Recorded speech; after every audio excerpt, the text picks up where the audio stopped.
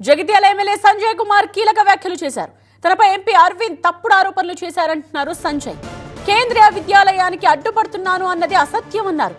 తానే మంత్రి ఉత్తమ్ కు లేఖ రాశానని ఎమ్మెల్యే సంజయ్ చెప్తూ ఉన్నారు. వచ్చే ఎన్నికల్లో తాను నిలబడతానో లేదో తెలియదు. కాంగ్రెస్ పార్టీలో తనకు సభ్యత్వం కూడా లేదన్నారు. పార్టీ టికెట్ ఇస్తే పోటీపై అప్పుడు ఆలోచిస్తా అంటున్నారు సంజయ్. తనపై వస్తున్న విమర్శలకు అభివృద్ధితోనే సమాధానం చెప్తానంటున్నారు సంజయ్.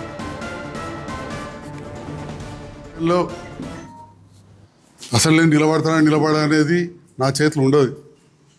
నేను ఇప్పుడు కాంగ్రెస్ ప్రభుత్వంతో కలిసి పనిచేస్తున్నా. ఇక సభ్యత్వం తీసుకోలేదు. తీసుకుంటే అప్పుడు పార్టీ ఇస్తే అప్పుడు నాకు ఇష్టమైతే ఆలోచిస్తా. కానీ ఇప్పటి నుంచే ఎన్నో నిందలు అపవాదులు చేయడం అందరూ కూడా ప్రజలు గమనిస్తున్నారు. దాంట్లో ప్రధానంగా కేంద్రీయ విద్యాలయానికి అడ్డం పడ్డారని చెప్పి అరవింద్ గారు మాట్లాడడం అనేది పచ్చి అబద్ధం.